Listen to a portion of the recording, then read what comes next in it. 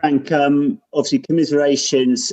You started really well, but just hearing your quotes on television, you obviously feel you didn't properly show up despite all the difficulties you had today. Not showing up, I would say, but I think it's we had obviously a great start. We had control of the game, and at that point we started to get sloppy and not take that control and ram it home and keep doing the right things and moving the ball as well as we were and winning it back so quickly. We got slower in our game. It changed the tone of it. It's very hard to get it back after that. I thought in the second half we did. We came out brighter. If Christian goes through and scores as opposed to missing and pulling his hamstring. There were certain circumstances in the game that definitely conspired against us for no bad reason, just how it went. But in terms of football, knowing us, we didn't play well enough in the game. Tom? Frank, what did you make of the penalty decision? And can you also tell us your thoughts on the sending off as well, please? Yeah, I thought it was a penalty and it wasn't a sending off. I think that was pretty clear. Sammy Mockwell?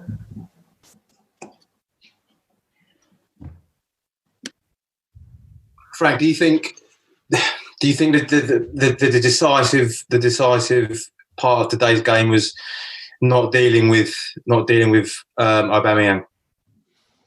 Well, I mean, he scores 2 goals, one being a penalty which he earned. Listen, we were very clear with the players about the threat of Arsenal play long balls behind you. They play football as well, but they also have a threat of a long ball behind you, particularly in that channel. And a frustrating part of the game and the day is that when you show that a lot to the players and work on it, we allow him in easily. He's a top class player, and the second goal is the sort of speed and quality of a player of his level that wins games like this.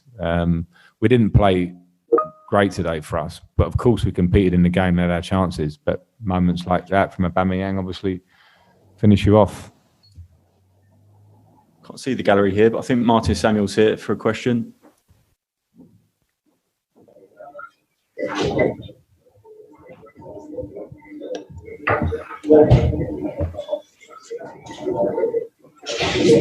James Ollie?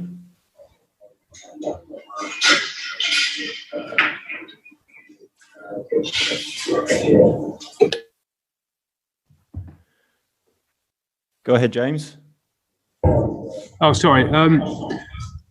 Sorry, is this the first question? I've only just logged on. About number 3 or 4. Somebody else better take over because I don't know what's been asked. Sorry. Who'd like to ask a question? Please raise your hand.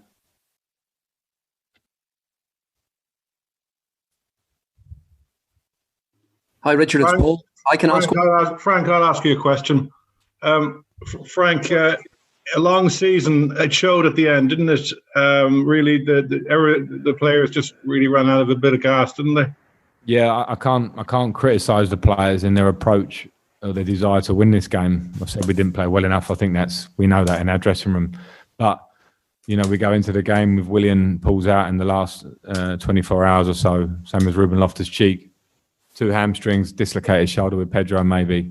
And it's been a busy period for us. And the players have given a lot. They've given everything. And 10 men in the last 20 minutes was a really difficult challenge for them. And we shouldn't become too stuck on today. Of course we are tonight. We need to look at the season as a whole and what we've managed to do to come where we came in the league. It's a huge plus for us.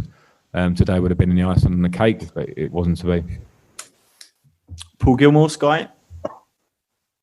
Frank, how bad are the injuries to Azpilicueta, Pulisic and Pedro? I don't even know. I'm afraid. I know the hamstring injuries with Aspi and Christian. They have to be scanned and assessed over the next 2 or 3 days. They clearly won't be fit for next week. And Pedro, I believe it could be a dislocated shoulder, but don't go too soon on that because I'm not sure. I was just told that. I haven't seen him yet. He was kind of whisked away, so really disappointing end for him because that's probably his last game for Chelsea, and he's been an incredible servant. He looked bright when he came on, and I'm disappointed for him. I'm going to try and find him as soon as I can here and see how he is.